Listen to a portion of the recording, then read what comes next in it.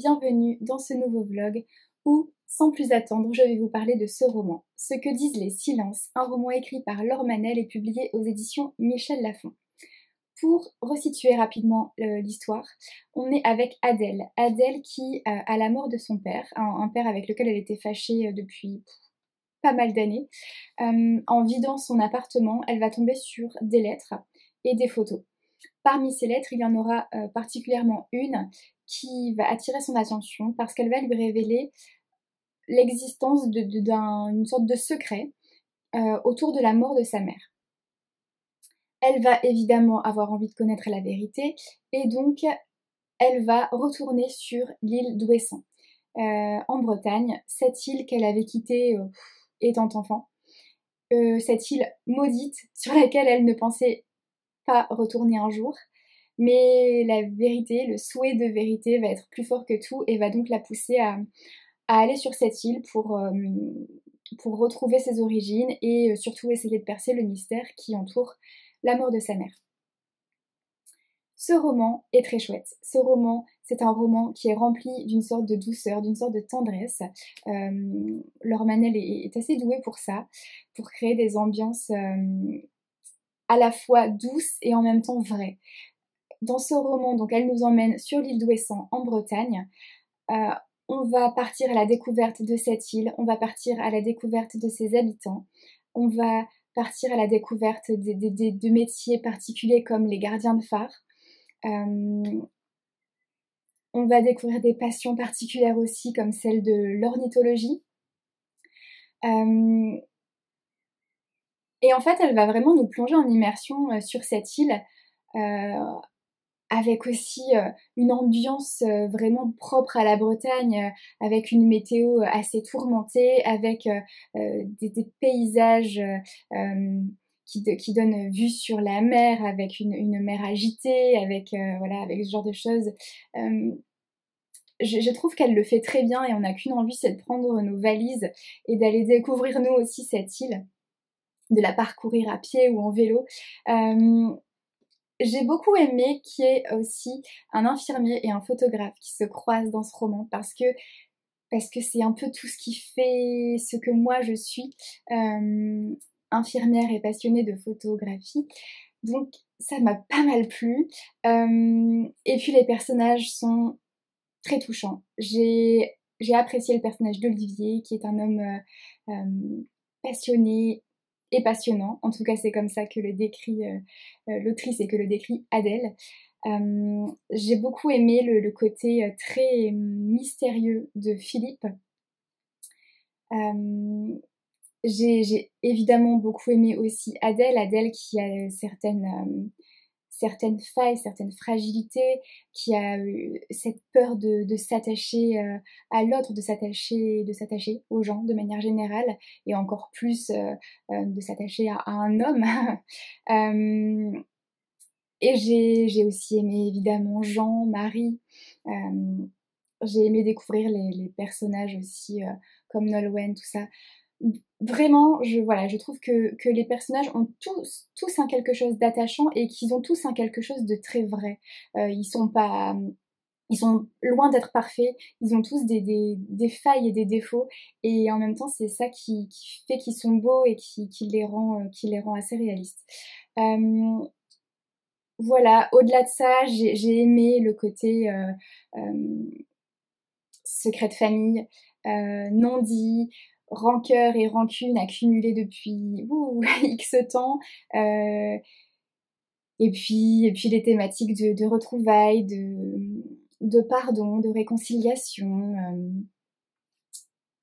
de quête de vérité, et en partant vers ça, vers cette quête de vérité, et ben on part aussi en quête de soi, et ça c'est quelque chose qui me plaît beaucoup. Voilà, donc c'était une très jolie découverte, un très beau nouveau roman de Laure Manel, avec toujours une plume très, très délicate, très douce, tout en sensibilité, et ça m'a beaucoup plu.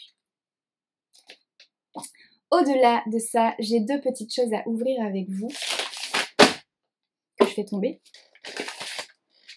Hop là, la première.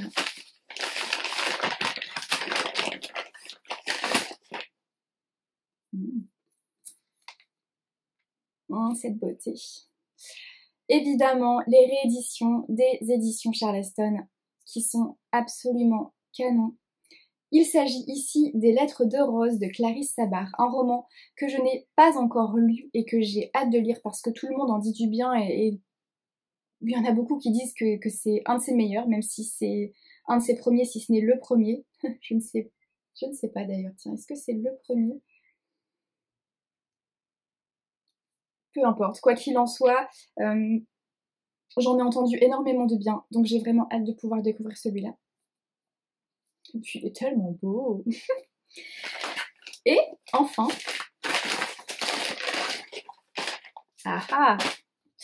encore la beauté. Ils sont vraiment beaux.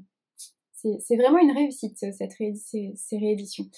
Et donc là, il s'agit de La Belle Italienne. C'est sympa le titre qui est noté comme ça dans les lunettes. La Belle Italienne de Lucinda Riley. Je vais vous lire les quatrièmes de couverture. Alors, pour le premier, Les Lettres de Rose de Clarisse Sabart. Lola a été adoptée à l'âge de 3 mois. Près de 30 ans plus tard, elle travaille dans le salon de thé de ses parents en attendant de réaliser son rêve, devenir libraire. Sa vie bascule lorsqu'elle apprend que sa grand-mère biologique, qui vient de décéder, lui a légué une maison dans le petit village d'Aubéry. Grâce aux lettres et aux objets qu'elle découvre dans cette demeure, Lola se plonge dans les mystères qui entourent ses origines. Mais tous les habitants ne voient pas d'un bon œil l'arrivée de cette étrangère, notamment Vincent, son cousin. Et il y a également le beau Jim, qui éveille en elle plus de sentiments qu'elle ne le voudrait. Réveiller les secrets du passé lui permettra-t-il de se tourner vers son avenir? Trop chouette, j'adore le pitch. Et La Belle Italienne, Rosanna n'a que 11 ans lorsqu'elle pose les yeux pour la première fois sur Roberto Rossini, un brillant ténor aussi beau que charismatique.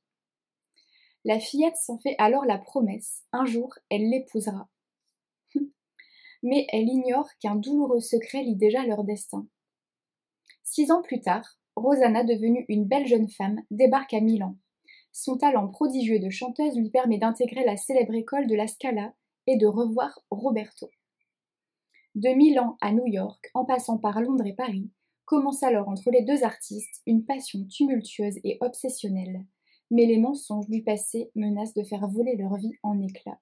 Trop cool. Trop cool.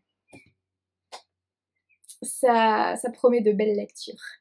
Sur ce, je vous retrouve un petit peu plus tard dans la semaine. Bonjour, bonjour. J'ai des choses à ouvrir avec vous. Alors, la première chose, ça nous vient de chez Adèle Chat. Et je n'ai pas passé de commande, d'où ma surprise.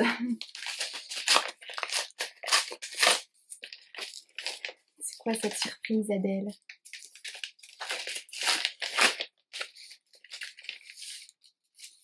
Oh là là. Et enfin, c'est toujours super bien emballé. C'est soigné, j'adore.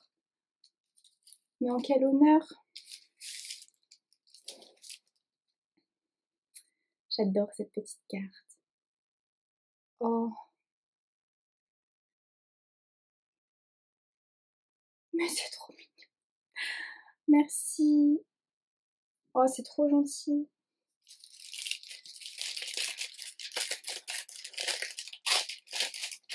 Oh là là! Il y a plein de choses.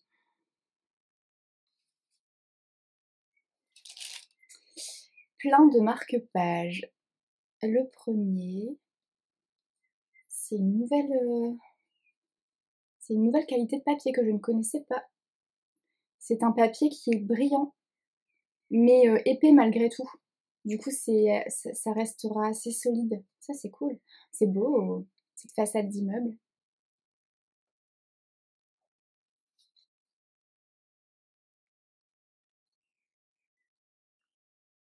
Ouais.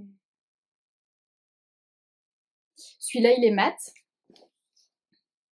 Celui-là aussi, il est mat. C'est beau, printanier comme ça. J'adore. Les couleurs pastel comme ça, c'est trop joli. Je suis fan. avec les petits papillons. Ah, j'aime beaucoup. Celui-ci me plaît particulièrement. Celui-ci aussi. Une petite posture de yoga, on va dire. Avec un petit charou, mon petit rookie.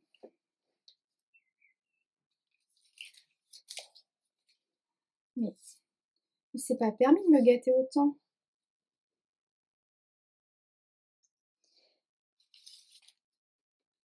Les fameux marque-pages piles de livres.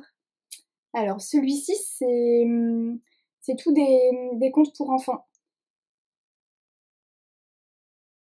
Ouais. Peter Pan, la petite sirène. Il y a quand même le petit prince dedans. J'approuve. Et alors celui-ci, ouais, c'est plus des...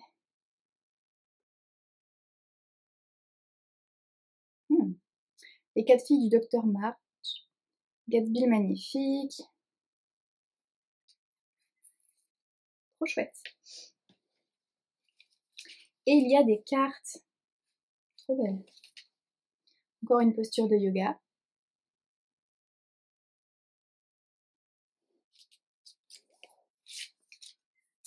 Elles vont rejoindre ma bibliothèque. J'adore. Avec la petite bouille du chat blanc là en bas, trop choupi. Oh, j'adore, mais ça me fait tellement plaisir. Mais je reste sans voix. Je ne sais même pas quoi dire parce que je m'y attendais tellement pas. Merci, merci infiniment Adèle pour ces précieux cadeaux. Je suis sans voix. Ça me fait super plaisir. C'est trop chouette. Je vais pouvoir agrémenter mes photos de livres avec d'autres beautés. C'est trop chouette. Oh, merci. Merci, merci, merci, merci.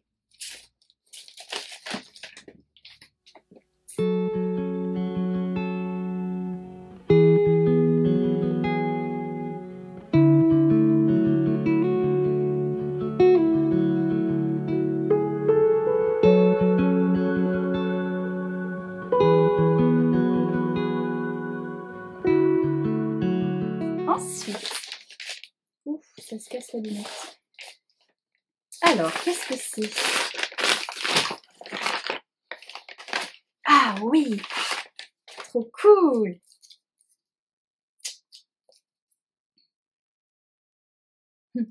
Donc, Corps à cœur de Matou. C'est un carnet signé Le papier fait de la résistance. Ah, je vais l'ouvrir. C'est écrit le carnet pour vraiment essayer de faire la paix avec votre corps.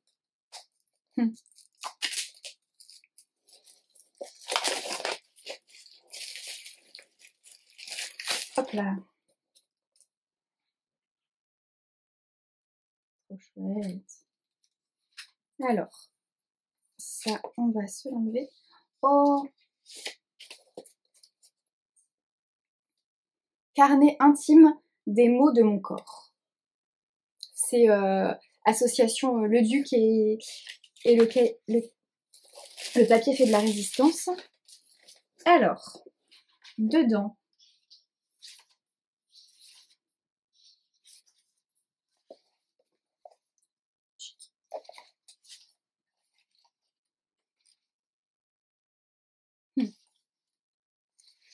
comment te représentes-tu ton corps? Que penses-tu de ton corps? Il y a des pages vierges pour pouvoir noter tout ça.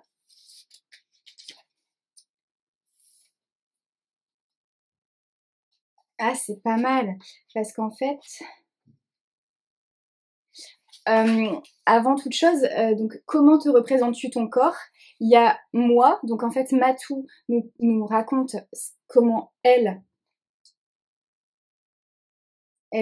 voit les choses, et après il y a de la place, un espace où toi, en tant que lecteur, tu peux mettre tes choses à toi. Et du coup, si mon corps était, là il y a tous les, donc si mon corps était une note, une couleur, une fleur, un animal, etc. d'un côté, on a ce que Matou en dit, et après, il y a la même chose en vierge pour pouvoir le mettre... Ah, c'est trop sympa. Trop sympa. De quoi dessiner son corps. C'est hyper chouette. Canon. Voilà, donc tout un carnet qu'on peut remplir. Ah, c'est sympa. Bah, je vais parcourir ça très, très bientôt. Mais j'aime beaucoup le concept, je trouve ça hyper chouette. Hop là. Je viendrai vous en dire des nouvelles prochainement. Et enfin, qu'est-ce que c'est? Je ne l'ai pas préouvert, mais je me suis munie de ciseaux.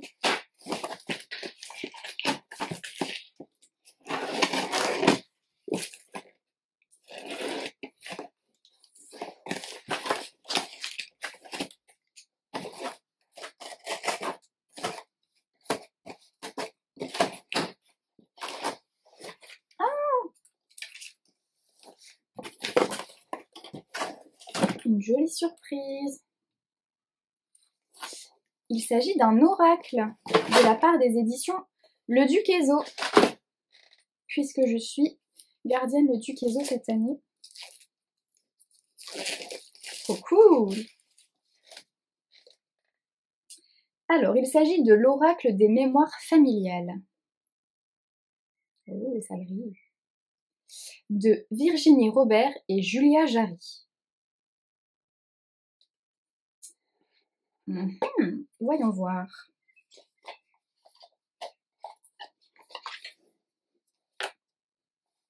Le petit carnet. Et les cartes.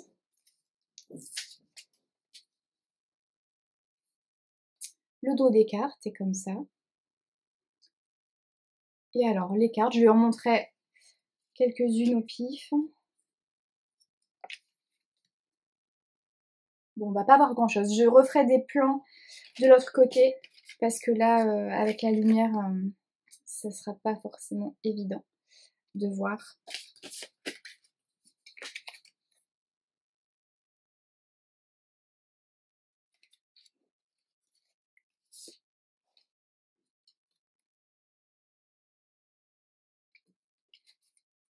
Je prends au hasard. Hein.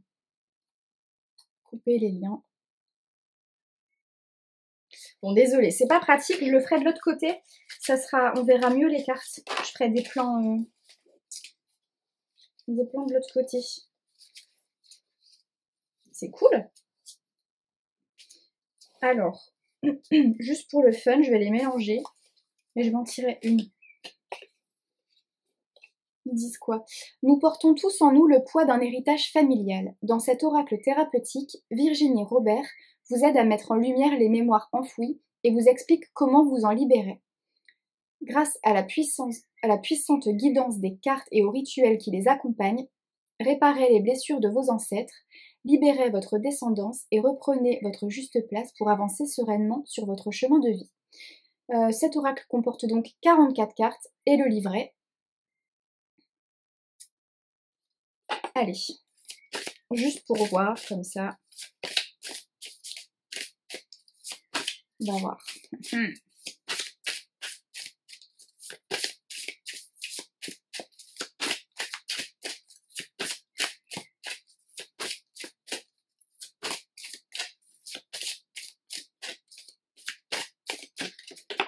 Elle a sauté. Peur. C'est la carte peur. Ok. Peur. C'est rangé comment là-dedans?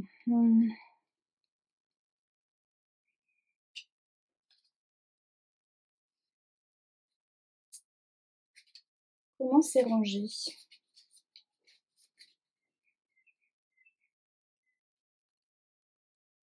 Ah, peur, je l'ai trouvé. Alors, si vous tirez cette carte, c'est que vous portez en ce moment précis des peurs, phobies, qui ne vous appartiennent pas et qui vous empêchent de suivre une direction ou de vous réaliser. Accueillez ces peurs en prenant 3 profondes inspirations, puis observez ce qui se passe, ce qui résonne en vous, et laissez les choses remonter à la surface, puis notez tout ce qui vous vient à l'esprit. Le membre de votre famille qui est à l'origine de l'activation de cette mémoire familiale se trouve dans la carte lune bleue que vous avez choisie. Cette personne n'a pas suggéré émotionnellement une ou plusieurs peurs. Peu importe ce qu'elle a vécu, subi ou fait, ne la jugez pas et ne cherchez pas à interpréter, à connaître l'origine ou la vérité à ce sujet. Il n'est pas nécessaire de savoir ou de remuer le passé pour s'en libérer. Ces peurs viennent d'être mises en lumière. Regardez bien les autres lunes. Elles vous donneront des indications sur la libération à réaliser et le processus de guérison à entamer. J'attire votre attention sur le fait que même si ces peurs ne vous évoquent rien, elles viennent de vous être révélées. Vous les portez donc de façon inconsciente et il est impératif de faire le travail de libération et de guérison en lien avec vos cartes avant de réaliser un nouveau tirage. Ah bon, d'accord.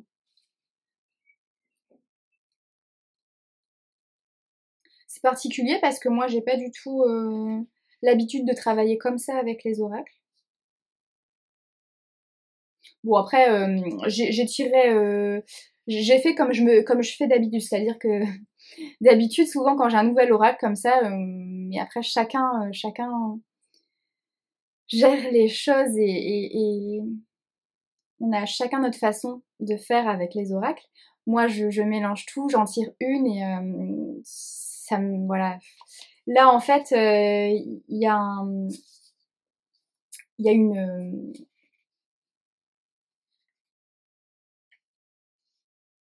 indication de comment réaliser un tirage avec cet oracle. Et moi, j'ai pas du tout fait ce qui est indiqué, donc voilà, forcément, ça ne veut probablement rien dire, cette carte.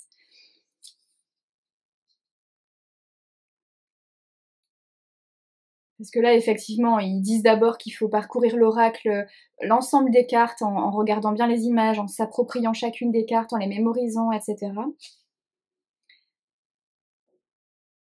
Et qu'une fois qu'on a fait ça, on peut mélanger, réaliser son premier tirage, en sachant que là, comment réaliser un tirage ils disent que pour que le tirage soit le plus juste possible, il est impératif de respecter l'ordre du tirage.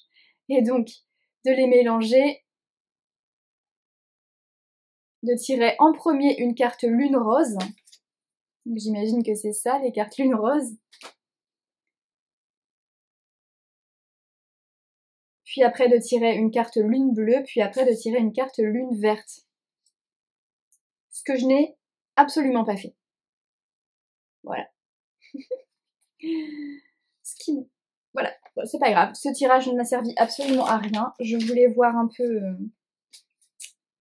J'aurais peut-être dû lire avant. Bon, ok. Je prendrai le temps de refaire ça mieux une prochaine fois.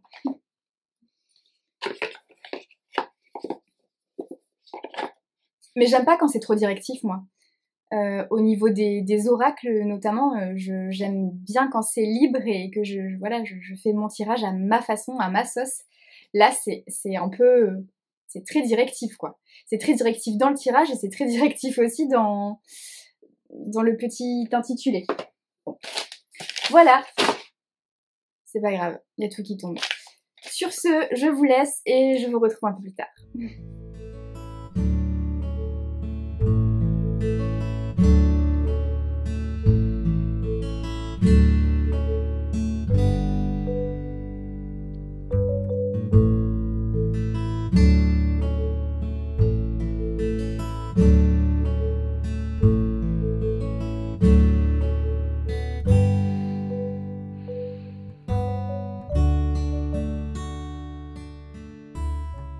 Coucou!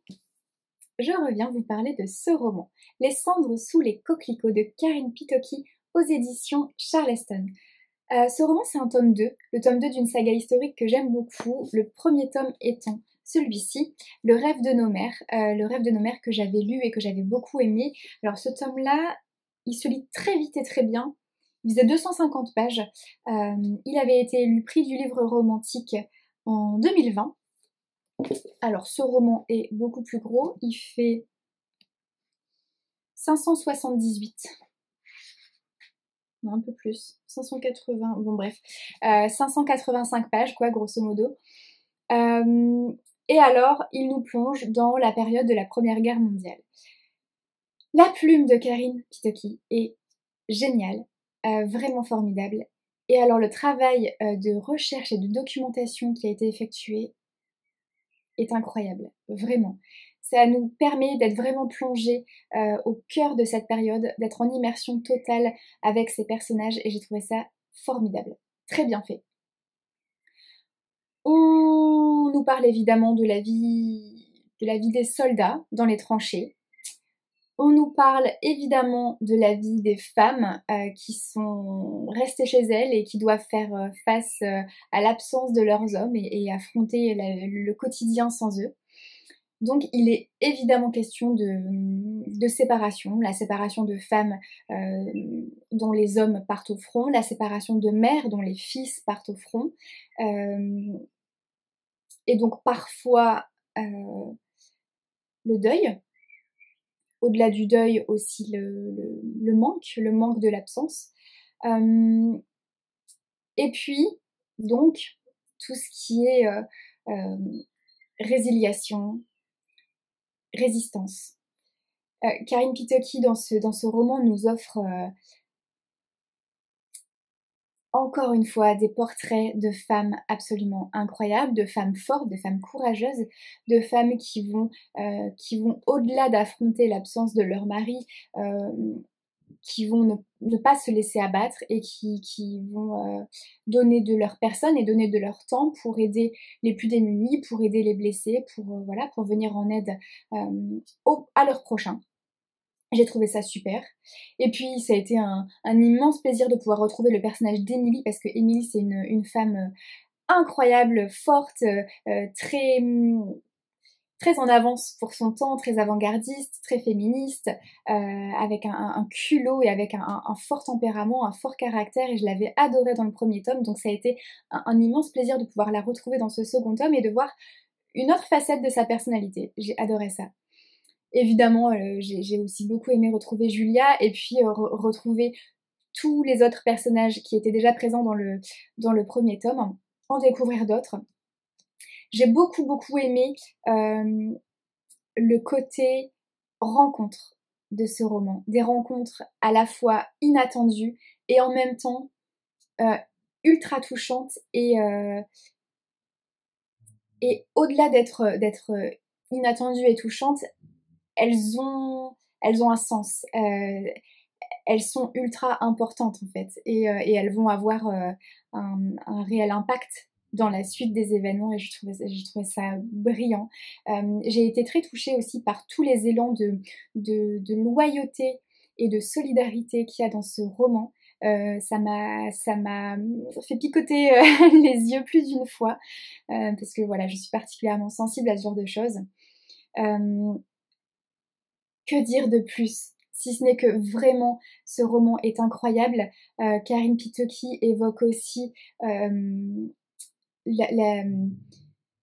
comment dire, le côté différence, le côté rejet et humiliation qui peut être lié à une religion, notamment aux juifs, ou à la couleur de peau, notamment aux noirs. Et je trouve qu'elle l'aborde vraiment de façon très juste, très pertinente et très bienveillante aussi. Voilà, ça m'a beaucoup plu, ça aussi.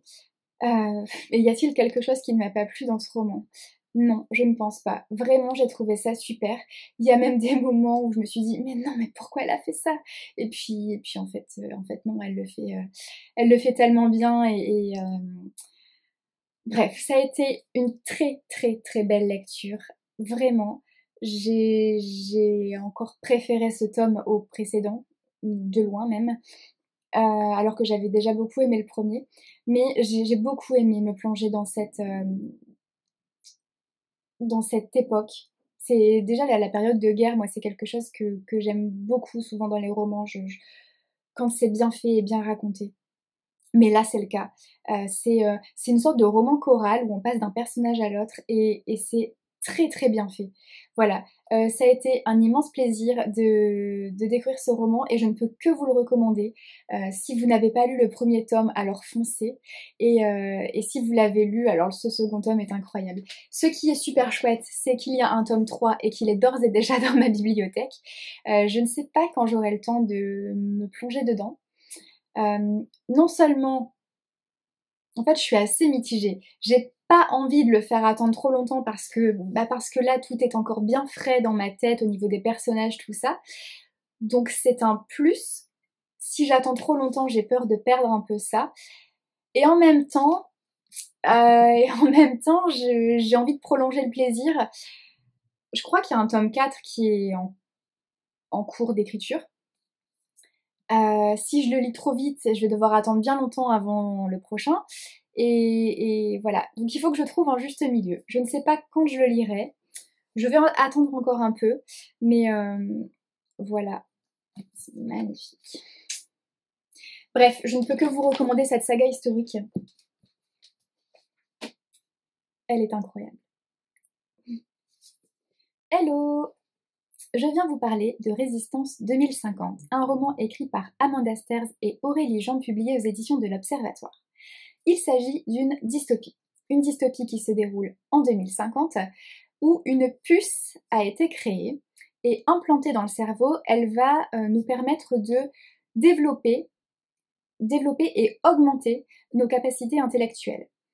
Ce pourquoi elle a été créée initialement, c'était aussi pour pouvoir guérir de certaines maladies, comme la maladie d'Alzheimer. Et au-delà de pouvoir guérir de certaines maladies, c'est surtout de pouvoir prévenir certaines maladies et guider un peu la population vers une vie plus saine. Cela reste une nouvelle technologie, et qui dit nouvelle technologie dit risque notamment de piratage, puisque ça reste une puce électronique. Il y a donc toute une partie de la population qui adhère au projet, qui est OK pour se la faire implanter, et toute une autre partie de la population, plus infime, qui refuse totalement l'idée, qui n'adhère pas et qui ne veut pas se faire implanter cette puce. Je vais pas en dire beaucoup plus sur l'histoire parce qu'il faut quand même que vous puissiez découvrir les choses par vous-même si vous n'avez pas encore lu ce roman et que vous souhaitez le faire. Mais ce en quoi il est très bien fait, c'est qu'il permet de se poser des questions essentielles, des questions fondamentales sur notamment la liberté individuelle, sur la question du choix et du libre arbitre. Ça, c'est indéniable. Parce que sous prétexte d'un mieux pour la santé, d'un mieux pour nos conditions de vie, sous prétexte d'une vie plus saine, peut-on aller jusque-là? A-t-on le droit d'aller jusque-là, et d'aller jusqu'à insuffler des désirs, des envies, des besoins, des idées aux gens, à une population?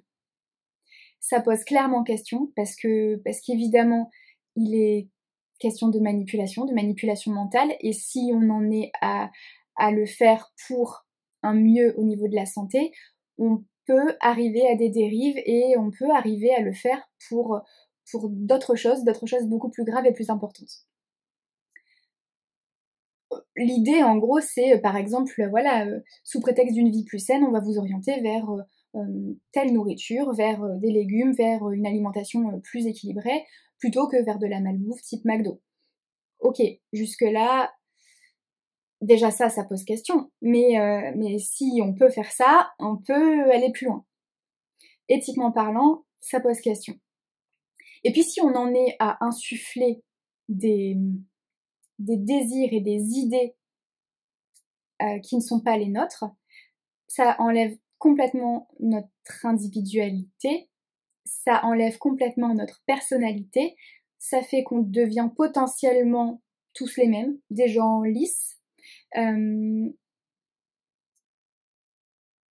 Et donc, si on va plus loin, Quel devenir pour les artistes, pour les créateurs, quel devenir pour l'art, pour les rêves, pour... Enfin, vraiment, ça pose après d'autres questions. Alors, j'ai trouvé que ce roman était bien fait, surtout parce qu'il est très bien documenté. On sent le travail de recherche des autrices, et ça, c'est super. Il m'a manqué quelque chose. Déjà, il m'a manqué quelque chose au niveau de la romance, parce que si les questions soulevées sont très pertinentes, si les idées et la recherche est super bien faite, et vraiment très intéressante, au niveau de la romance, il y a un début de quelque chose, mais pour moi ça va pas assez loin. C'est finalement assez vide à ce niveau-là.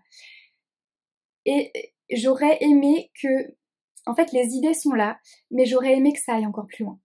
Parce que vraiment, il y a le sujet est dingue. Moi, en tout cas, il me parle énormément. Et du coup, j'aurais aimé que ça aille plus loin encore, que ça soit plus développé, que ça soit plus approfondi, plus étoffé.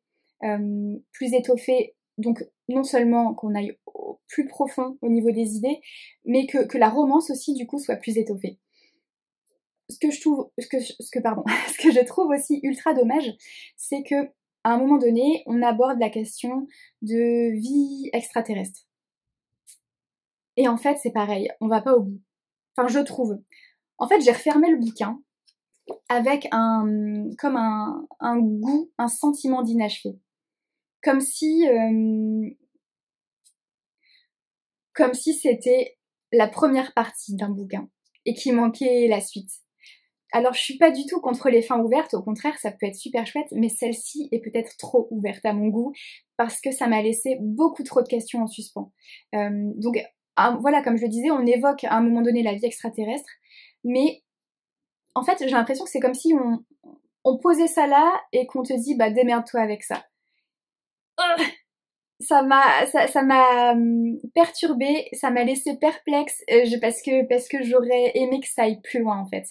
Mais on ne peut pas enlever à ce roman que clairement il permet vraiment de se poser des questions fondamentales et et voilà. Je vais pas débattre et en dire plus par rapport à ce roman. Si vous voulez vous faire, pardon, oulala, je galère un peu. Si vous voulez vous faire votre propre avis sur la question, bah n'hésitez pas.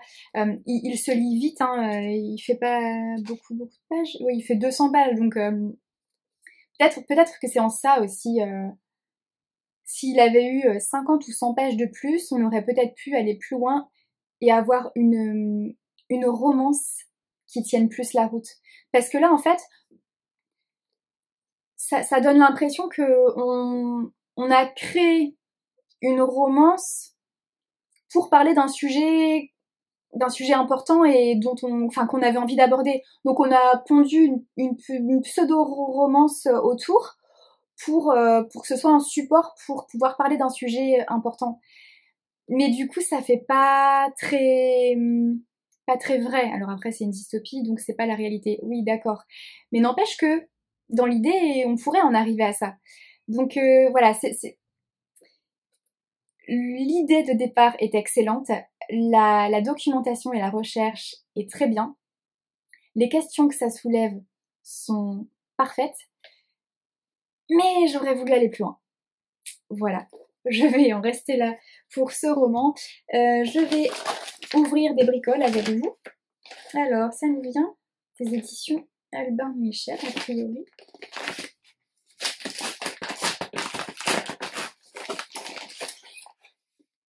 Oh, oui. Mary Higgins Clark et Ala Fairburk.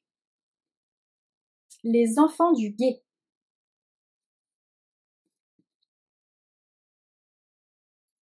Alors,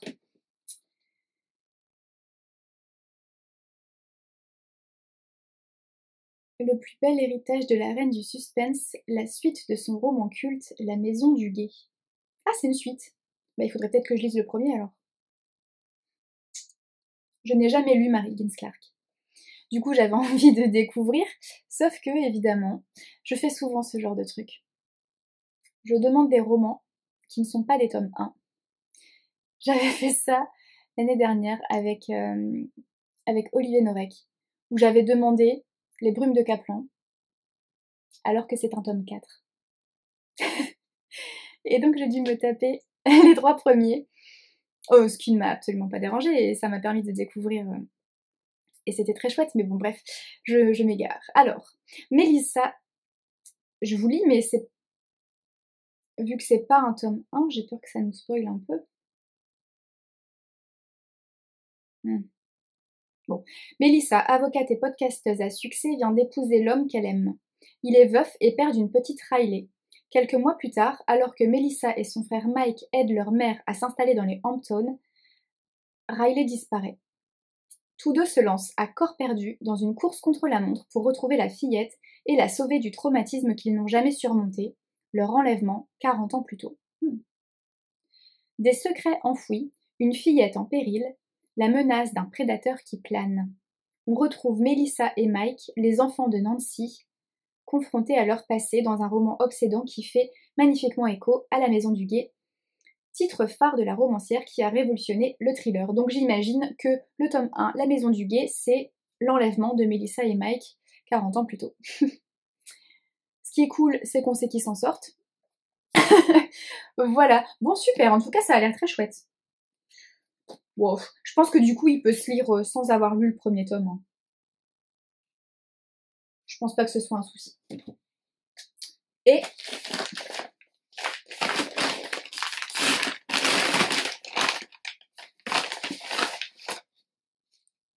Ah ouais, c'est vrai.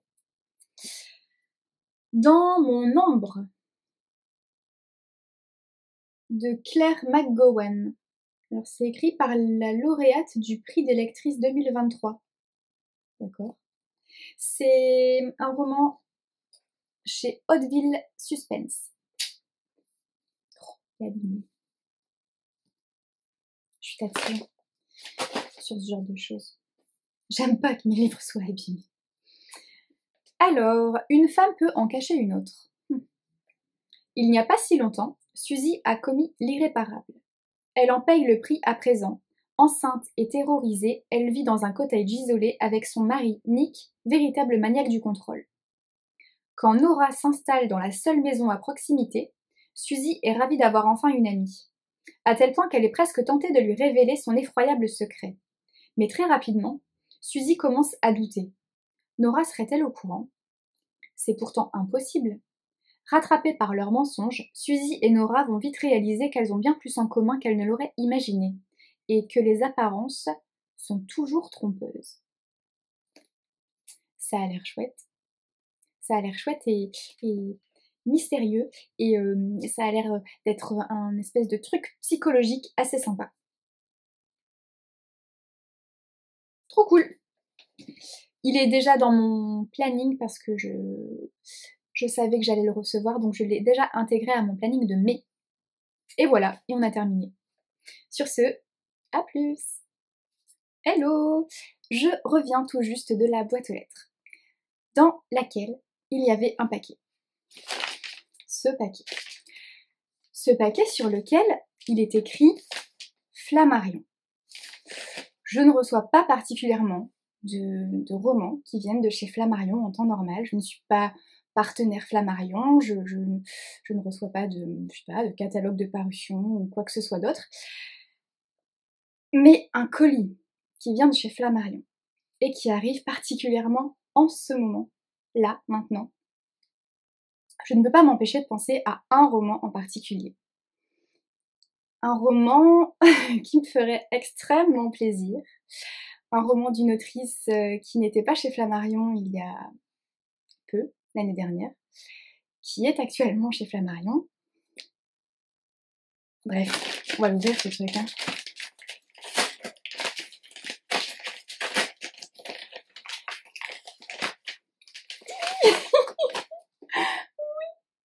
Oh, je suis tellement contente! Je suis tellement contente! Oh! avec un petit mot de Virginie. Je suis tellement contente. Je m'y attendais pas du tout. Je m'y attendais tellement pas. Oh là là, ça me ravit.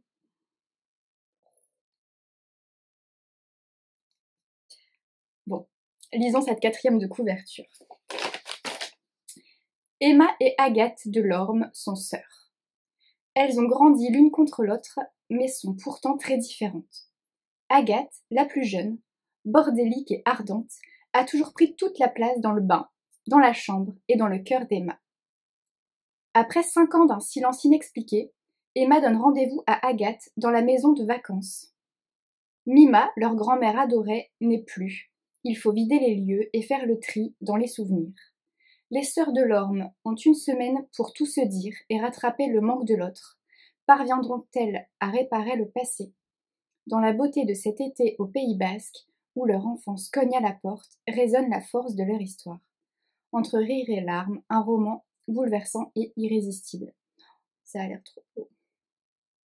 Oh, je suis trop contente. Ça me fait trop plaisir. Merci infiniment à Virginie Grimaldi et aux éditions Flammarion pour l'envoi de ce roman. J'ai envie de tout arrêter et de le lire là tout de suite sur le champ. Mais je vais quand même rester raisonnable et au moins terminer le roman que j'ai en cours.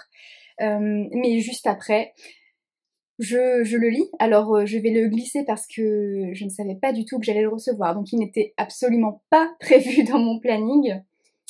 Mais je peux lui faire une place, d'autant que les romans de Virginie Grimaldi, a priori, ils se dévorent. Je vais donc pas passer 3 plombes à le lire, celui-là. Oh, je suis tellement contente, mais ça me fait tellement plaisir. Quand on s'y attend pas, c'est encore plus cool. Trop chouette, trop chouette. Et dire que je n'ai encore jamais eu le plaisir de rencontrer Virginie Grimaldi. Il faudrait que je remédie à cela, mais à chaque fois que je vais sur des salons dans lesquels elle est, il y a toujours une queue absolument interminable qui, voilà, je ne peux pas. Je peux pas me mettre dans une queue et faire la queue 3 heures. Non, je peux pas. Ou alors il faudrait que j'arrive très tôt pour être en première dans la file. Bon, un jour, j'espère avoir le plaisir de rencontrer cette dame, cette autrice que j'aime énormément. Virginie Grimaldi, c'est une valeur sûre. Elle arrive à provoquer aussi bien des rires que des larmes, et je ne crois pas qu'il y ait un seul roman qui ne m'a pas bouleversée émotionnellement, qui ne m'a pas soit provoqué des éclats de rire, soit provoqué des sanglots. Ils ont tous eu un effet comme ça sur moi. Donc bref, voilà, Virginie Grimaldi, cette valeur sûre, j'ai trop hâte. Oh, je viens vous en reparler dans le prochain vlog, parce qu'à mon avis, on est quand même déjà en fin de semaine. Donc ce sera probablement dans le prochain vlog. Trop chouette, je suis trop contente. Merci beaucoup. Hello, je reviens parce que j'ai des bricoles à ouvrir avec vous.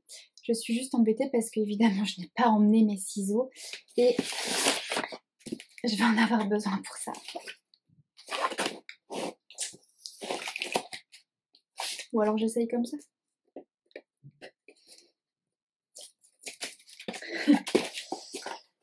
Voilà, je sais que ça va être une catastrophe.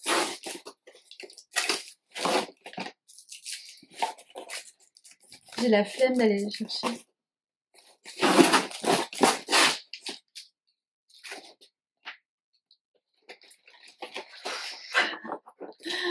La flemme, mais je sais que je vais pas m'en sortir. Ah si, ça va me faire.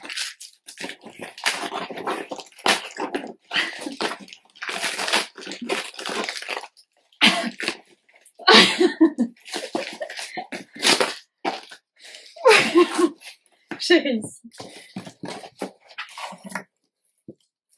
Tout ça pour un roman poche. Non mais il existe des petites enveloppes aussi. Oh. Alors, tac tac tac. Quand la vie s'en mêle, de Lucie Castel. Ah, c'est un tome 1. Tome 1, Adèle.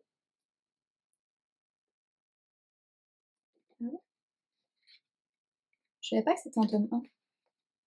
Alors, lorsque sa grand-mère bien-aimée décède, c'est tout l'univers d'Adèle qui s'effondre. Comment avancer après avoir consacré 10 ans à l'accompagner dans sa maladie? Mais les dernières volontés de Mao sont claires. Adèle doit commencer à vivre vraiment. Une formation de jardinier paysagiste en poche, elle s'installe à Luzerne, une petite ville du sud, bien décidée à faire la connaissance de Lucien Vidal, le grand amour perdu de sa grand-mère. Oh. Malgré la méfiance que ne manque pas de susciter l'arrivée d'une étrangère dans la bourgade endormie, elle trouve un emploi au cimetière du village et se crée rapidement un petit groupe d'amis joyeusement décalés et haut en couleur. Mais le jour où le cimetière est vandalisé et où les lettres anonymes accusant les habitants les plus respectables des pires comportements sont placardées sur les tombes, Adèle et ses nouveaux amis sont vite pointés du doigt. Un roman pétillant et rempli d'humour porté par des personnages attachants et singuliers. Trop cool! Je l'ai reçu parce qu'il fait partie de la sélection du prix des lectrices Charleston et que j'en suis.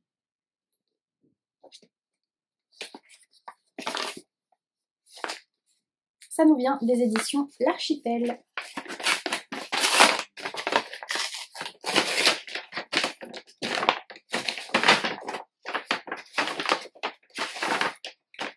Il est beau.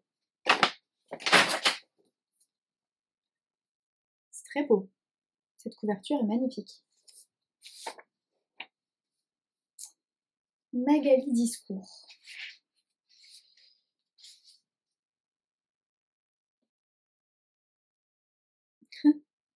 Cette histoire est une fiction. Toute ressemblance avec l'aimable David Fuenquinos ne serait que pur fantasme. Il fait combien de pages? 310 et quelques. Alors, il sort le 11 mai. 11 mai 2023. Je vous lis. Bon. Après nos rêves, enfin le jour. Je sais pas si j'avais déjà dit le titre. Magali Discours, roman L'Archipel. Allez. Terrassé par un accident vasculaire, Maximilien, la trentaine, se réveille après une semaine de coma. Il a tout oublié, ou presque. Alors qu'il renoue avec sa vie d'avant, sa famille et ses anciennes connaissances, une idée l'obsède. Il doit tout mettre en œuvre pour retrouver une femme brune dont il garde le souvenir. Son fantôme le hante. Il entend encore ses talons claquer sur les pavés de Senlis. Diane rêve d'une success story. Elle est comédienne et sa carrière peine à démarrer. Elle joue les figurantes dans une série tournée à Senlis et attend le grand rôle de sa vie. Pourtant, lorsque le cinéma lui ouvre enfin ses portes, le regret d'une histoire d'amour manquée l'empêche de savourer les bonheurs qui s'offrent à elle. Cupidon est parfois maladroit, et quand le soleil a rendez-vous avec la lune, il faut envisager quelques contretemps. Comment Maximilien et Diane parviendront-ils à reprendre le cours de leur histoire? Ça a l'air chouette. Et donc, il fait partie de la collection Instant Suspendu, que je trouve magnifique. Rien que la charte graphique, là, c'est magnifique. Bref, trop cool. Je me le glisse direct dans mon planning de mai. Je crois qu'il reste 1 ou 2 places sur mon planning de mai. Parce que comme j'ai 15 jours de vacances, je vais pouvoir carburer. Donc, voilà, planning de mai. Et enfin, dernière chose à ouvrir.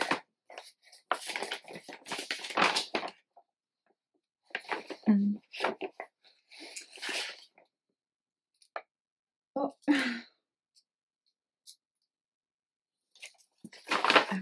Je vais vider ça. Alors, il s'agit de la box que j'ai achetée, que j'ai commandée chez Steph de Pikitty. Alors, il y a un coussin, enfin une housse de coussin d'abord. Je vais la mettre dans le bon sens. Tac. C'est hyper chouette. Steph fait de temps en temps des collabs avec des illustrateurs, illustratrices.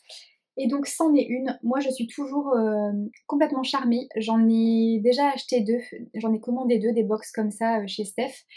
c'est la troisième et je trouve ça vraiment toujours très sympa. Et franchement, j'adore le design, c'est trop beau. Je pense que je vais remplacer celui-là, je me le garde pour l'automne. Je vais remplacer celui-là.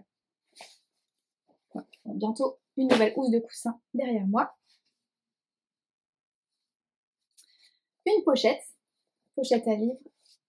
Alors j'adore les pochettes à livres de Steph parce qu'elles sont molletonnées et du coup elles protègent hyper bien les bouquins. À chaque fois que j'emmène un bouquin avec moi, maintenant c'est glissé là-dedans, dans une pochette de Steph. J'en ai donc déjà 2, c'est ma troisième et c'est trop cool. Avec ce beau motif, cette belle illustration d'une bibliothèque.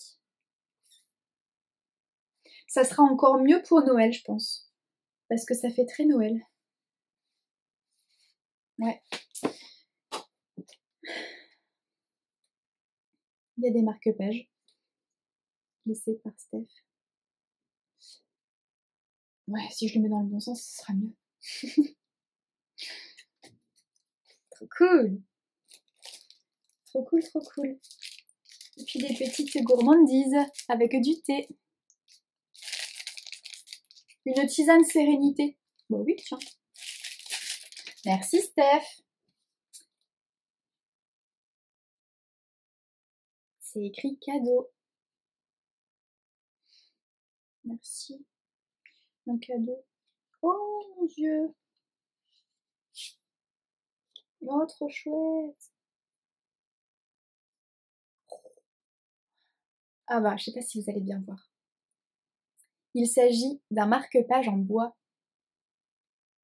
C'est écrit lecture en cours là-haut. Avec un petit pompon violet, en plus j'adore le violet. Oh, trop chouette, ça me fait trop plaisir. Merci. Merci pour ce cadeau, Steph. Je te fais de gros bisous. Je suis trop contente. Ouais, trop chouette cette box. J'adore. Voilà, je crois qu'on a fait le tour de tout. Je vous ai parlé des bouquins, je vous ai tout ouvert, tout ce qui était arrivé. On est bon. Je vais donc clôturer ce vlog ici. Au programme de mon long week-end, j'ai quoi de prévu? De la lecture. J'ai aussi décidé de me mettre à l'aquarelle. Voilà, une petite lubie que je trouve ça très très beau. Les résultats de peinture à l'aquarelle, je trouve ça magnifique. À chaque fois, je suis admirative de ceux qui arrivent à faire ça. Le seul hic, c'est que moi, je sais pas dessiner. Je sais pas dessiner et je ne pense pas avoir l'âme très artistique, très créative. Je suis pas très douée pour ce genre de choses. J'aurais adoré savoir dessiner et savoir faire quelque chose de mes mains, mais c'est pas le cas, tant pis. Mais je peux pas m'empêcher d'être attirée par ça quand même. Du coup, il m'a pris la folie cette semaine d'acheter plein de trucs, d'acheter de quoi faire de l'aquarelle. Voilà, bon, je ne sais pas dessiner, donc ça sera des choses un peu abstraites, mais je suis quelques personnes, notamment sur Instagram. Je suis en particulier Wildamanda. Wildamanda est la merveilleuse créatrice, la merveilleuse dessinatrice, la merveilleuse peintre, tout ce que vous voulez, qui a réalisé mon logo de Entre deux pages. J'adore ce qu'elle fait et elle fait des aquarelles intuitives, des lunes intuitives en particulier qui sont absolument divines. Et du coup, j'ai envie d'essayer en m'inspirant de ça, en essayant ça, de faire des sortes de lunes intuitives où il n'y a pas besoin de savoir dessiner et où l'idée c'est juste de laisser parler sa créativité, son intuition, le feeling pour mélanger les couleurs et puis voilà. Je vais donc m'essayer à ça ce week-end et puis après ça sera du temps avec certains amis, du temps en famille et puis on va lire notamment le dernier roman de Virginie Grimaldi que j'ai reçu cette semaine. Et puis le dernier roman de Clarisse Sabar aussi. Voilà le programme de ce week-end. Je vous en reparle donc la semaine prochaine et en attendant, je vous souhaite plein de belles choses. Prenez soin de vous et à bientôt.